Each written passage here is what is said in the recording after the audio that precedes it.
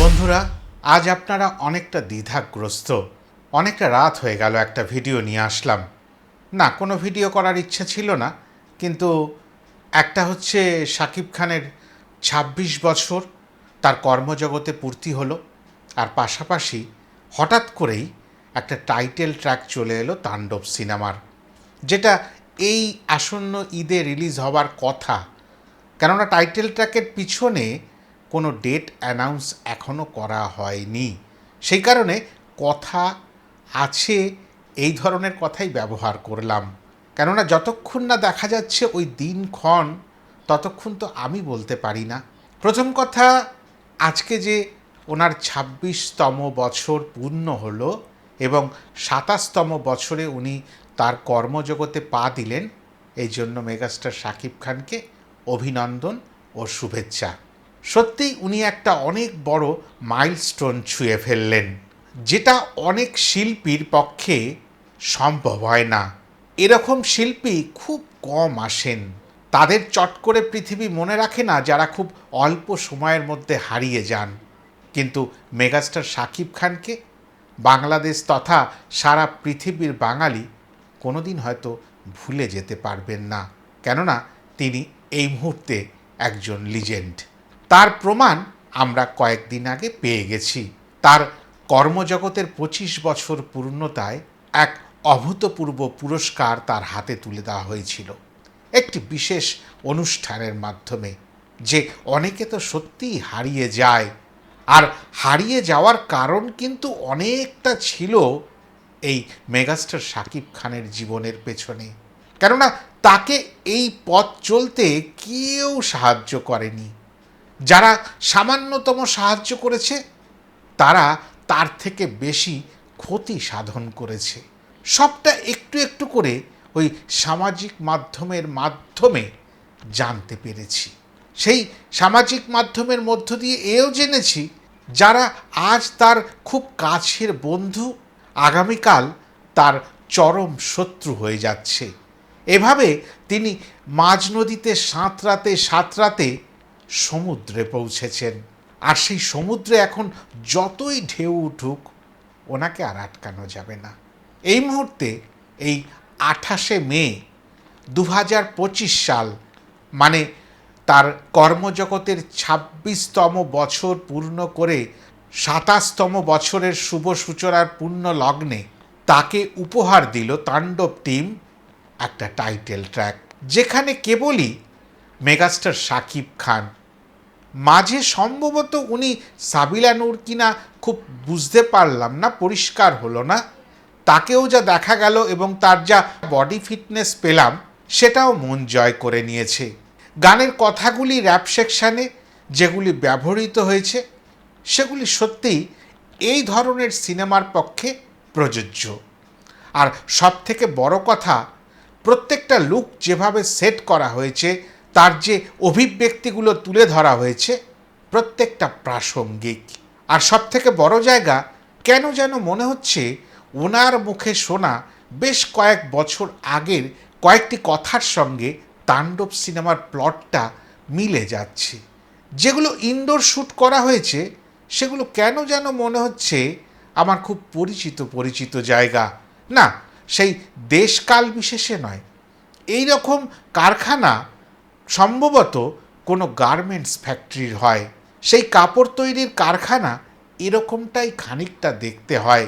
কেননা আমি যেহেতু একজন ফটোগ্রাফার, ইন্ডাস্ট্রিয়াল কাজ করতে গিয়ে আমি এই ধরনেরই শেড দেখেছি, কিন্তু যেহেতু সমস্তটাই আলো আঁধারির মধ্যে, সেহেতু আমার কথা না মিললেও মিলতে পারে। পাশাপাশি যা যা দেখলাম, যে আগ্নেয়াস্ত্রগুলো ব্যবহৃত হলো, সেই তুফানের কথা তো খানিকটা মনে করিয়ে দিচ্ছেই। তবে একটা কথা শুধু বলে রাখি, কোনো রকম কন্ট্রোভার্সিতে যাব না বলেও, সেটা হচ্ছে মেগাস্টার শাকিব খানের মতন ভালো মানুষকে না জানিয়ে রায়হান রাফি বা তাণ্ডব টিমের অন্যান্য কেউ, প্রযোজক বৃন্দ, যে কেউ যে কাজটি করেছেন, সে কাজটিকে সমর্থন করা যায় না। কেননা আপনি কাকে নিয়ে কাজ করছেন? মেগাস্টার শাকিব খান। তবে কি এই অধিকারটুকু মেগাস্টার শাকিব খানের ছিল না যে তাকে জানানো উচিত ছিল? তিনি সাকিবিয়ানদের মারফত জানলেন সম্ভবত, আমি যা পরিষ্কারভাবে বুঝলাম। সেটা কি উচিত হয়েছে? আমার তো মনে হয় না। এই ধরনের শিক্ষাগুলো আমার থেকে বয়সে অনেক ছোট হলেও ওই মেগাস্টার শাকিব খানের মতন মানুষদের থেকে আমি একটু একটু করে সংগ্রহ করেছি, যে সব বিষয়ে মুখ খুলতে নেই, কিছু সময় চুপ করে থেকে সময়ের অপেক্ষা করতে হয়। আমি একদিন অপেক্ষাই করছিলাম। হ্যাঁ, অনেক কিছু বলার আমারও আছে, আমারও প্রতিবাদী কণ্ঠ আছে। আমি সপক্ষে বিপক্ষে উভয় পক্ষে বলার মতন ক্ষমতা রাখি, কিন্তু আমি কোনো কথা বলিনি। কেননা মেগাস্টার শাকিব খানের মতন মানুষ আমার পৃথিবীতে অনেকে রয়েছেন, যারা আমাকে হাতে ধরে শিখিয়েছেন কিভাবে কতটুকু কখন কথা বলতে হয়। আবার চলে আসি টাইটেল ট্র্যাকটায়। আবারও বলি, এর যে কালার গ্রেডিং দেখলাম এবং যে আলোর ব্যবহার দেখলাম, তছনছে আলোর ব্যবহার নয়, একেবারে নীতিমাপ করে করে আলোর ব্যবহার। সেখানেই এই সিনেমার প্রতি একটা আকর্ষণ প্রত্যেকের বেড়ে যাবে। যারা এই টেকনিক্যাল পার্টগুলো বোঝেন না, তারাও কিন্তু না বুঝে ওটার প্রতি আকৃষ্ট হবেন। কালার টেম্পারেচার যেটা ইউজ করা হয়েছে, সেটা এই ধরনের সিনেমার জন্য একেবারে পারফেক্ট। আর এটা আমার বলার দরকার নেই, যারা কাজগুলো করেছেন তারা আমার থেকে অনেক জ্ঞানী, অনেক গুণী, অনেক প্রজ্ঞাবান। আর শাকিব খান এখন যে কোনো সিনেমা করবেন না। তবে যে ব্যক্তিকে নিয়ে এত সমালোচনা, আমি একটা কথা বলি, শাকিব খান তখনই আবার ফ্লোরে ফিরেছেন যখনই তিনি বুঝে নিয়েছেন যে সিনেমার যে টাইম স্প্যানটা, যে ধরুন 2 ঘন্টা 19 মিনিট, 2 ঘন্টা 27 মিনিট, কথার কথা, তার মধ্যে সেই বিশেষ ব্যক্তির কোনো পদক্ষেপ বা হস্তক্ষেপ থাকবে না। এটা থাকবে কি, তার যে প্রথম সিনেমা এসেছিল এই রায়হান রাফি সাহেবের সঙ্গে, তার একটা অ্যানাউন্সমেন্ট থাকবে, বা ওনারই ভাষায় ফোরকাস্ট থাকবে যে উনি এরপরে এনাকে নিয়ে আসছেন। হয়ে গেল তুফানের পরে তাণ্ডব, আবার পরে তুফান 2 আসবে কি আসবে না সেটা পরের প্রশ্ন।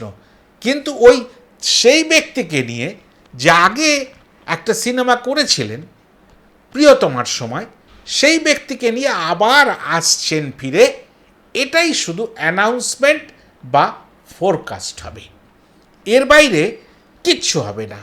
ধরুন আমার খুব কাছের মানুষকে যদি আমার সামনেই বাজে কথা বলা হয়, আমি নিশ্চয়ই করে সেই মানুষটাকে আমার ক্ষমতা অনুযায়ী ক্ষমা নাও করতে পারি। ক্ষমা চাইলেও সব কিছুর ক্ষমা হয় না। সবাই ভালো থাকবেন। ভিডিওটা ভালো লাগলে লাইক, কমেন্ট, শেয়ার করে দেবেন। প্রচুর শেয়ার করুন, হয়তো আপনাদের মনের কষ্ট একটু দূর করতে পারবো, এতটা আশা রেখে ভিডিওটা শেষ করলাম। আবারও জানাই ভালো থাকুন, আর পারলে আমার চ্যানেলটা যারা সাবস্ক্রাইব করেননি তারা দয়া করে সাবস্ক্রাইব করে নেবেন। টাটা।